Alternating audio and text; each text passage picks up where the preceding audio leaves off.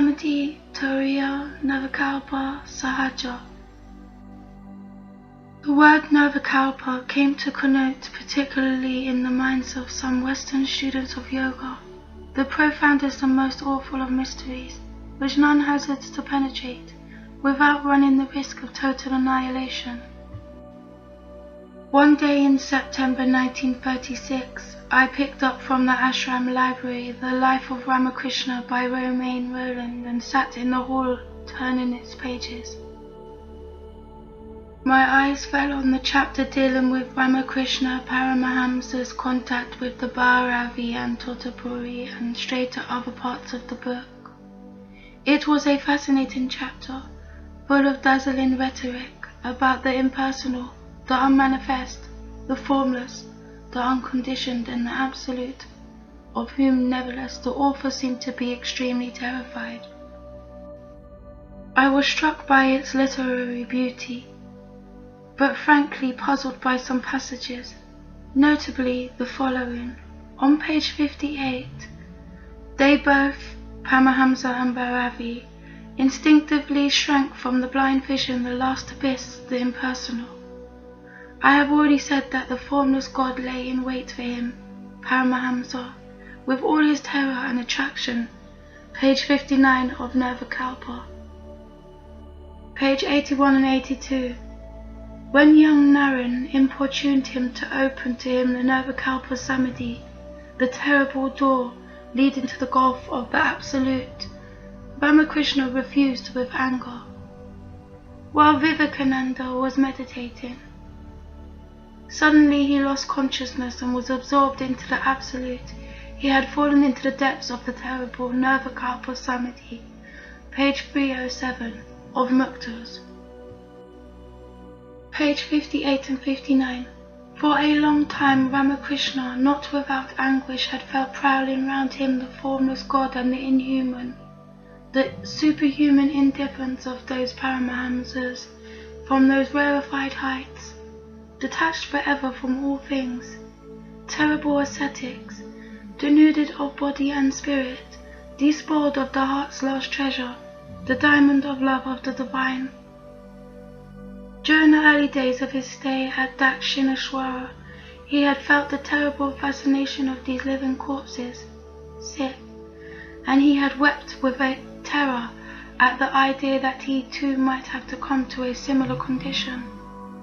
Such a man was to be forced to abandon the home of his heart and sink body and soul in the formless and the abstract. Such a train of thought must have been more alien to his nature than it would be to one of our Western scientists. But he could not escape. His very terror fascinated him like the eyes of a snake. How beautiful and how terribly fascinating, like the eyes of a snake, is this description, but how utterly fictitious and misleading it appears to us. We who daily see before our eyes for years and years the Supreme Mukta, the Lord of Nirvikalpa Samadhi, Sri Ramana Maharshi, whose human heart, far from being a living corpse, coruscates with the most exquisite and the most brilliant diamond of love of the divine, the splendor of which we know is only due to its impersonal and formless divinity. One would expect Romain Rolland, a savant and a great lover of Indian philosophy, to resist the temptation of rising to such sublime heights of fatuity when dealing with truth, which are bound to scare the unwary. I must confess that although I had lived at the feet of the Maharshi for over 6 months, I felt a shiver down my spine when I read these passages.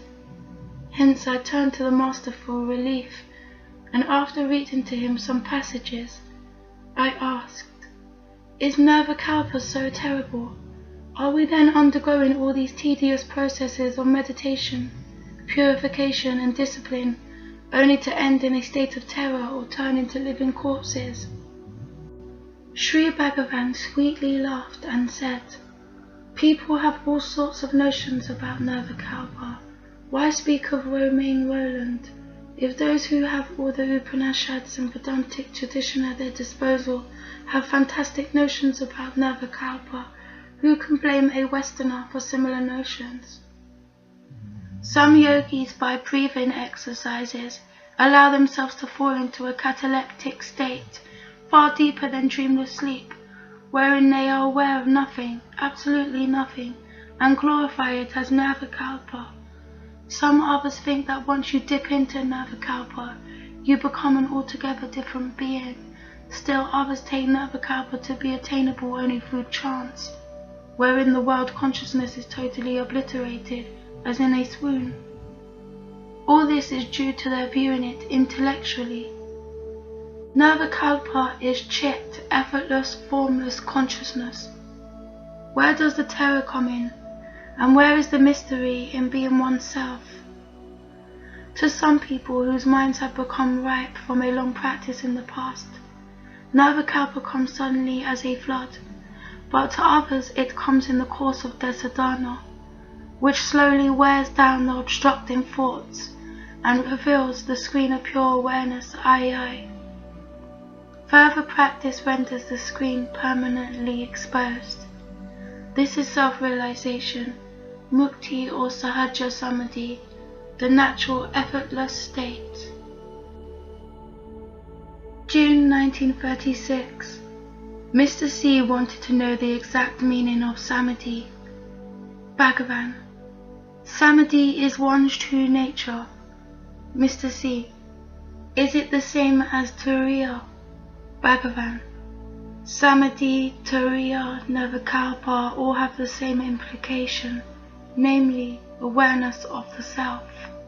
Turiya literally means the fourth state, the supreme consciousness, to be distinguished from the other three, the waking, dreaming, and dreamless sleep.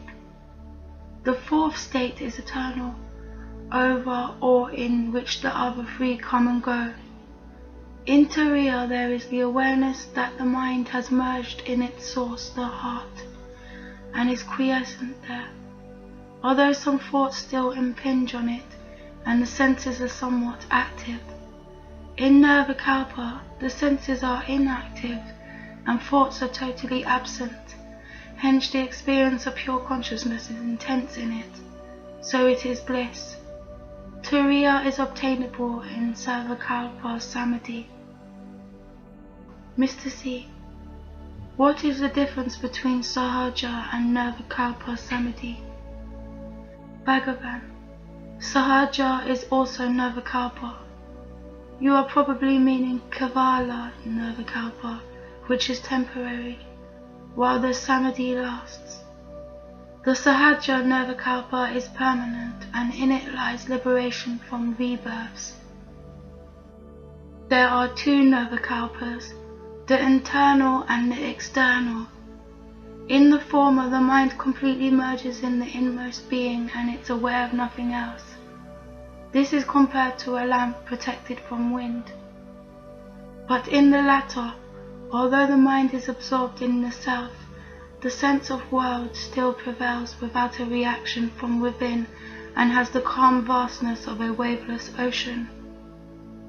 In both, the self is realized in its nakedness and the essence of bliss experienced. When the waveless ocean of the external and the steady flame of the internal Nirvikalpa are realized as identical, the ultimate goal, the Sahaja Nirvikalpa Samadhi, is said to have been reached.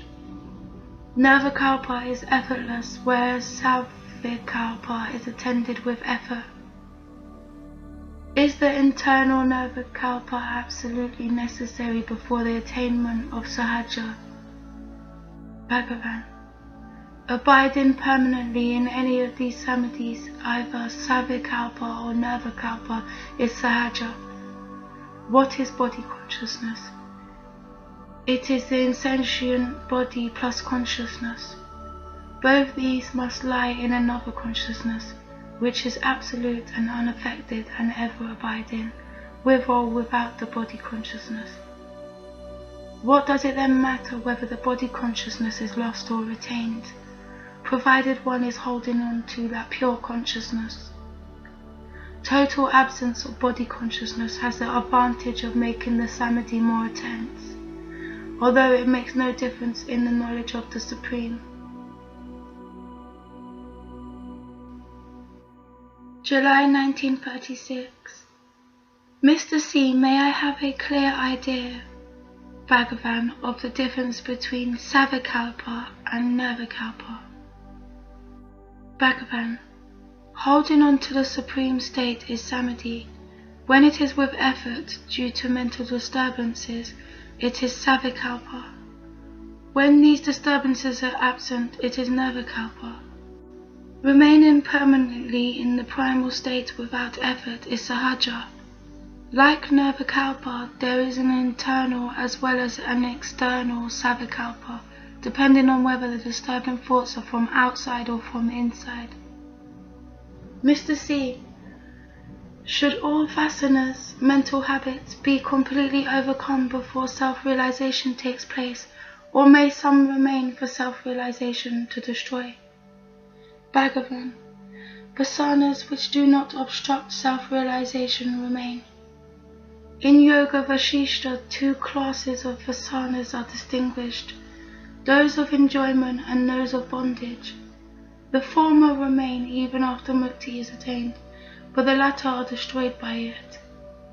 Attachment is the cause of binding vasanas, but enjoyment without attachment does not bind and continues even in Sahaja. 13th March 1936. Mr. C and Major C differed among themselves about whether or not the mediator can be affected by physical disturbance during Nirvikalpa Samadhi. They referred the matter to the Master. Bhagavan, both of you are right. The one refers to Kavala and the other to Sahaja Samadhi. In both cases the mind is immersed in the bliss of the self. In the former, physical movements may cause disturbance to the mediator because the mind has not completely died out, but is still alive and can, as after deep sleep at any moment, be active again.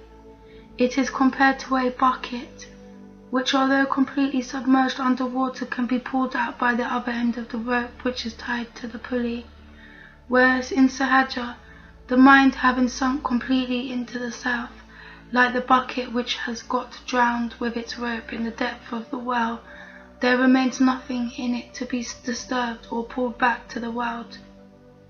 One's activities then resemble that of the child who sucks his mother's milk in sleep and is hardly aware of the feeding. 25th February 1949. Two young men, Sri Chakravarti and Sri Jivarajani, who have been performing sadhana in this ashram since about a year, today had an animated discussion among themselves about Kavala and Sahaja Nirvikalpa, which attracted partisans on both sides. Finally, they submitted their cases to the Maharshi. The younger Jivarajani led. Is the experience of Kavala Nirvikalpa the same as that of Sahaja, although one comes down from it to the relative world? Bhagavan, there is neither coming down nor going up. He who goes up and down is not real. In Kavala Nirvikalpa there is the mental bucket still in existence under the water, which can be pulled out at any moment. Sahaja is like the river that has linked up with the ocean, from which there is no return. Why do you ask all these questions? Go on practicing till you have the experience yourself. Next day, Sri Chakravarti, hearing Sri Bhagavan talking to a Sadhaka about the above question, came forward and said, Chakravarti, I wish to make our point clear, Bhagavan. Is it possible for a person who once had the experience of Satchidananda in meditation to identify himself again with the body when out of meditation? Bhagavan, where is the body? Is the body apart from the self? If it is, then the world also will be apart from it, which is observed. For you would not be aware of it, awareness being the self. A sadhaka begins by taking himself as the body, but when he gets at the self, he will realize himself to be pure intelligence. Even the body will then appear as that intelligence, as the variously shaped jewelry are naught but gold. Pensively, yes, it is possible for a sadhaka who has experienced the self to continue identifying himself with the body when out of meditation, but he gradually loses the identification in the course of his practice. In the floodlight of the self, the darkness of illusion dissipates forever.